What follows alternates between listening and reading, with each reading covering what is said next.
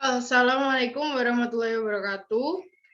Sebelum menyampaikan ceramah, izinkan saya memperkenalkan diri terlebih dahulu.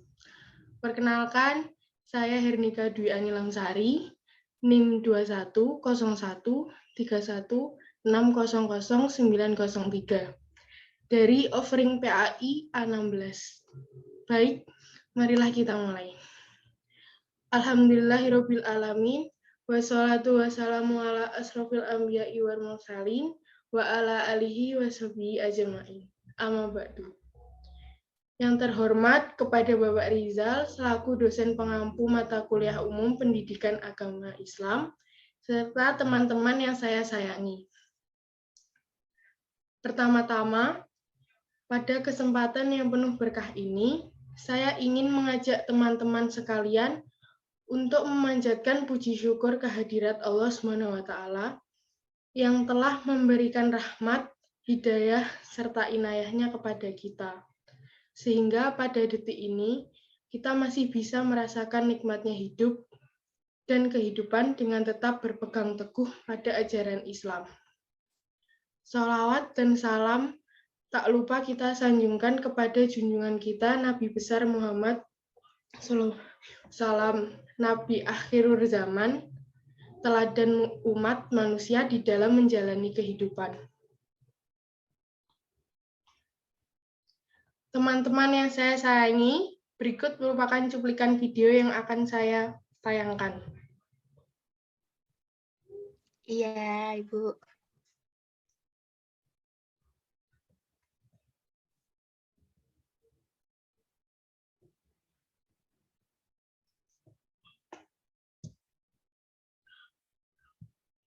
إن تنصروا الله ينصركم ويثبت أقدامكم. Beberapa renungan dan nasihat kepada orang-orang yang sedang bersedih. Sungguhnya kehidupan dunia ini berisi dengan ujian. الذي خلق الموت والحياة ليبلوكم أيكم أحسن عملا. Allah yang telah menciptakan kematian dan kehidupan buat apa? Untuk menguji mana di antara mereka yang amalnya yang terbaik. Karenanya seorang di atas muka bumi ini harus sadar bahwasanya dia diciptakan untuk diuji oleh Allah Subhanahu wa taala. Maka semua orang diuji, tidak ada seorang pun yang tidak diuji oleh Allah Subhanahu wa taala. Dan kita tahu semua orang pernah bersedih atau sebagian mereka sedang bersedih. Tidak ada yang pernah luput dari kesedihan. Dengan ujian yang bermacam-macam. Ada orang diuji berkaitan dengan hartanya, beri ekonomi yang sulit, penuh dengan hutang, dililit hutang. Ada orang diuji dengan badannya cacat atau sakit-sakitan atau tubuh yang tidak sempurna. Dan demikianlah namanya ujian beraneka ragam menimpa satu dengan yang lainnya.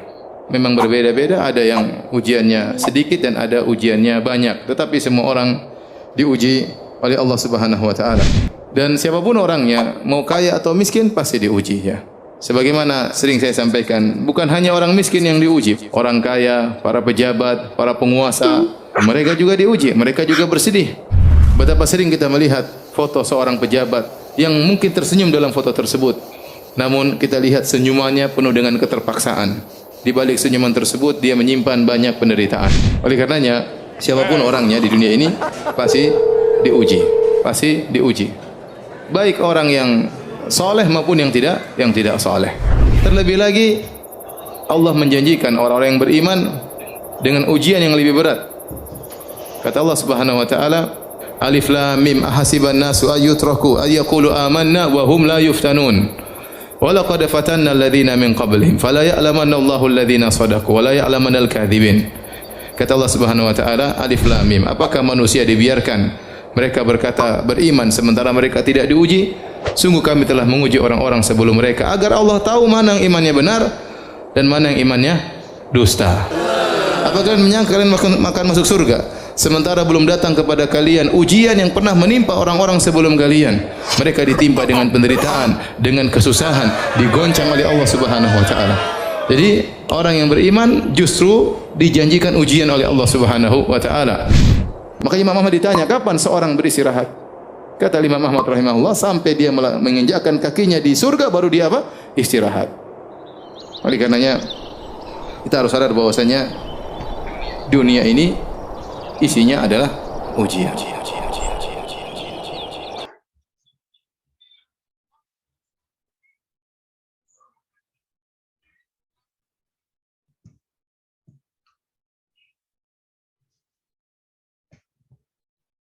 Baik, pernahkah kita merasa gelisah karena begitu beratnya beban yang harus kita bawa? Misalnya, ketika kita mengalami kekurangan harta, atau seseorang yang kita cintai meninggalkan kita untuk sementara waktu atau selama-lamanya, hingga menyebabkan semangat kita patah, kemudian pasrah, lalu menghentikan langkah, dan akhirnya kita memutuskan untuk mengalah. Ketahuilah, sahabatku, bahwa saat itu Allah sedang memberi ujian kepada kita semua. Sebuah cobaan untuk mengukur kadar keimanan, sekaligus mengangkat derajat dan meninggikan level ketakwaan kita sebagai seorang mukmin dan mukminah. Dan Allah telah mengatakannya dalam Al-Quran bahwa Dia akan menguji hambanya yang bertakwa dan beriman. Pada kesempatan yang berbahagia ini, saya akan menyampaikan sebuah ceramah yang berjudul Bersabar Saat Menghadapi Musibah. Musibah adalah salah satu perantara penyampaian pesan dari Allah SWT agar selalu senantiasa bersyukur atas segala karunia yang telah diberikan. Umumnya, kita akan lebih sabar ketika Allah uji kita dengan hal-hal yang menyenangkan. Tetapi kita akan sangat sulit untuk bersabar ketika Allah memberikan kita kesulitan. Harus kita ketahui, sabar itu sendiri akan sulit kita lakukan ketika kita tidak mampu menyadarinya. Bahwa segala sesuatu yang kita punya hanyalah milik Sang Pencipta semata. Semua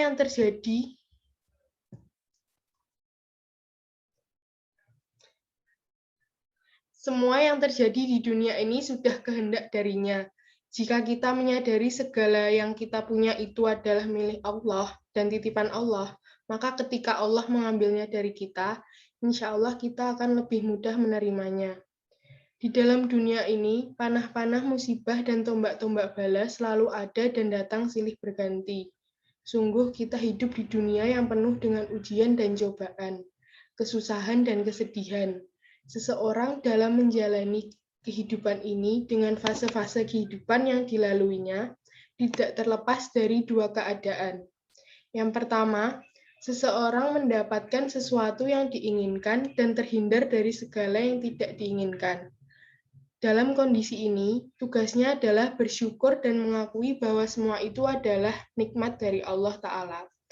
Mengakui dalam hati, menyatakannya dalam ucapan, dan memanfaatkannya dalam ketaatan kepada Allah Ta'ala. Inilah yang disebut syukur yang sebenarnya. Kedua, seseorang mendapatkan sesuatu yang tidak diinginkan atau kehilangan yang dia cintai, sehingga menyebabkan dirinya berada dalam kegalauan, kesedihan, dan rasa cemas. Dalam kondisi ini, tugasnya adalah bersabar karena Allah Ta'ala.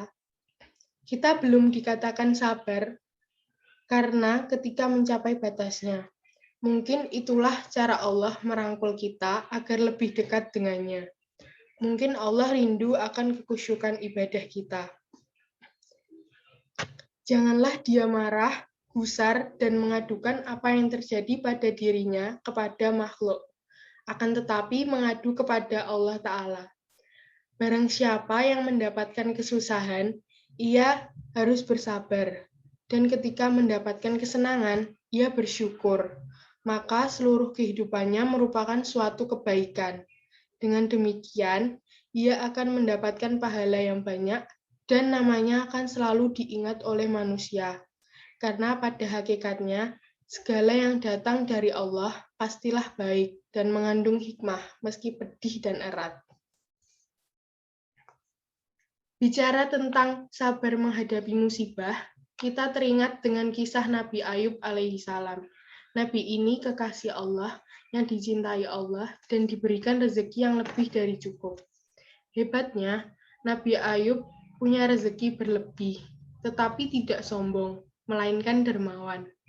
Suka bersedekah, membantu orang-orang, namun seluruh makhluk mengujinya. Iblis salah satu makhluk yang ingin mengujinya.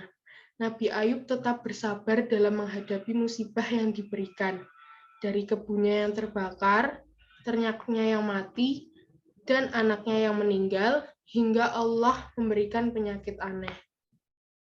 Akibatnya, ia dijauhi masyarakat, termasuk orang terdekat, bahkan istrinya yang selama ini mendampinginya. Diusir dari kampungnya, dan harus hidup di padang pasir bernaung pelepah daun kurma. Dengan kesabarannya menghadapi masalah, turunlah perintah Allah dengan mengutus Jibril untuk turun menemui Nabi Ayub.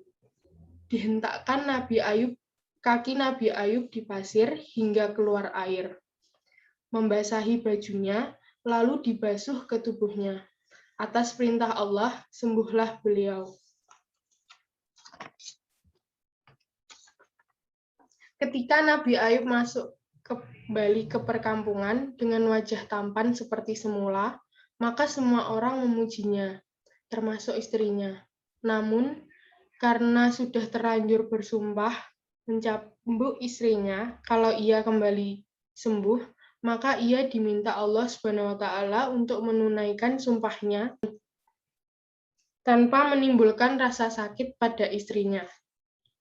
Begitu berat jika kita menerima ujian layaknya Nabi Ayub. Belum tentu kita akan kuat menghadapinya. Belajar dari kisah Nabi Ayub. Tips sukses menghadapi kesabaran ini adalah kembalikan kepada Allah dengan cara jangan membandingkan sesuatu yang ada di atas kita. Kita lahir tidak punya apa-apa. Allah berikan kita harta, lalu diambil kembali, karena memang bukan punya kita. Kita sehat walafiat, tiba-tiba terkena penyakit, maka kembalikan segalanya kepada Allah SWT. Ketika kita mampu meningkatkan kesabaran, maka tidak ada musibah yang berat buat kita. Yang jadi berat bukan kita. Apabila kita tidak mampu menumbuhkan rasa sabar dalam diri. Ada pelajaran-pelajaran berharga dalam musibah ini. Kita dapat mengambil sisi positifnya, mempererat kekeluargaan, lebih disiplin, dan menumbuhkan sifat kemanusiaan. Yang menarik untuk diperhatikan dari kisah ini ialah Allah SWT menyebut Nabi Ayub sebagai orang yang sabir, bukan masabir atau sabur. Di dalam Al-Quran, ada 3 istilah yang sering digunakan Allah, yaitu sabir, masabir, dan sabur. Meskipun ketiga kata tersebut berasal dari akar kata yang sama, yaitu sabara, namun ketiganya membentuk makna berbeda satu sama lain. Kata sabir menunjukkan kepada orang yang sabar, tetapi kesabarannya masih temporer. Sewaktu-waktu masih bisa lepas kontrol sehingga kesabaran menjadi lenyap. Sedangkan kata masabir berarti orang yang sabar dan kesabarannya bersifat permanen. Kalau ada orang yang membatasi kesabaran dalam kurun waktu tertentu. Seperti ungkapan, tapi kesabaran kan punya batas. Maka orang itu belum masuk kategori masabir. Sedangkan sabur hanya berlaku untuk Allah SWT. Karena itu, salah satu sifat Allah yang ditempatkan dalam asma yang terakhir, ialah Al-Sabur. Hanya Allah SWT yang dapat disebut sabur, setimbang dengan fa'ul atau fa'il, yang tidak akan pernah mungkin dapat dilakukan oleh makhluknya. Seperti Al-Rahim, Maha Penyayang, Al-Hakim, Maha Bijaksana, Al-Halim, Maha Lembut, dan lain-lain. Allah SWT disebut Al-Sabur karena ia sama sekali tidak terpengaruh dengan ulah dan tingkah laku hambanya. Sekufur dan sezalim apapun hambanya, ia tetap tidak bergeming dan tetap bersedia untuk memaafkannya. Ini buktinya bahwa Allah Subhanahu wa Ta'ala lebih menonjol sebagai Tuhan Maha Pengasih Penyayang daripada Tuhan Maha Penyiksa dan Pendendam. Nabi Ayub disebut sabir menurut ulama tasawuf karena ia menjalani ujian penderitaan itu hanya sebentar, karena penderitaannya diubah menjadi kenikmatan. Bagi seorang Ayub, tidak peduli apakah itu sabir atau musabir, yang penting ia menjalani kehidupan yang sudah diatur sedemikian rupa oleh Allah yang Maha Pengatur. Ketahuilah bahwa musibah dunia pasti berlalu, karena dunia bukan negeri balasan. Dunia adalah negeri amal. Namun, terkadang Allah memberikan balasannya hanya sebatas untuk peringatan dan penggugur dosa. Maka dari itu, tidak ada sejarahnya bencana terus-menerus mendera. Dia akan selalu berlalu, dan berlalu. Berbeda dengan negeri akhirat. Negeri akhirat disebut dengan Darul Jaza, negeri balasan. Maka di akhirat, orang yang beriman dibalas dengan surga dan akan senang terus-menerus. Orang yang tidak beriman akan dibalas dengan neraka dan menderita terus-menerus, tidak ada habis-habisnya. Bencana atau musibah itu terkadang menjadi nikmat dan terkadang menjadi azab. Kenapa menjadi nikmat? Karena apabila dengan bencana itu kita menjadi orang yang sadar dan kembali kepada Allah Subhanahu wa Ta'ala, sehingga kita menjadi orang yang lebih bertakwa kepada Allah, lebih semangat menjalankan perintah-perintah Allah, lebih semangat meninggalkan larangan-larangan Allah. Maka kalau ternyata musibah menjadikan kita lebih baik, berarti itu nikmat dari Allah Subhanahu wa Ta'ala. Bagi orang beriman, dia selalu mengambil pelajaran dari setiap musibah yang menimpa. Sedangkan orang yang kurang beriman, dia akan selalu berburuk sangka kepada Allah.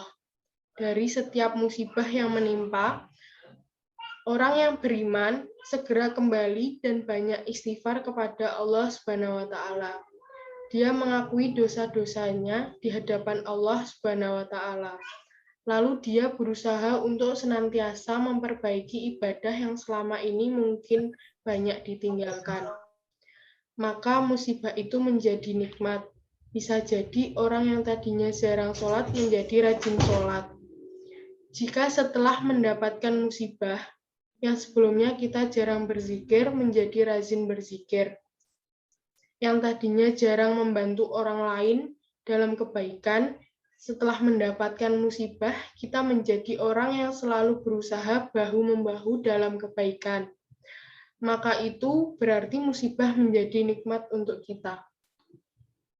Musibah akan menjadi malapetaka jika setelah musibah, iman kita kepada Allah semakin berkurang. Setelah musibah, akhirnya kita semakin tidak mau sholat, tidak mau sujud kepada Allah, dan membenci Allah.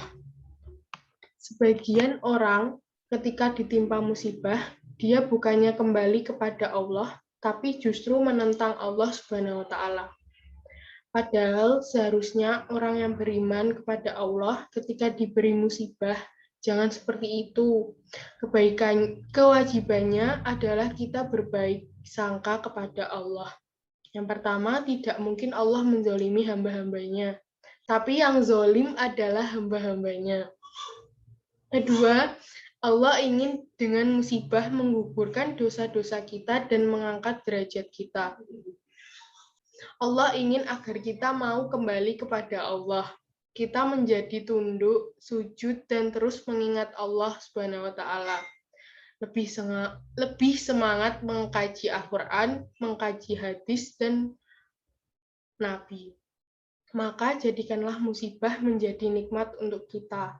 Orang yang meninggal terkena tsunami, terkubur, atau yang lain, mungkin dosa-dosa mereka sudah diampuni oleh Allah.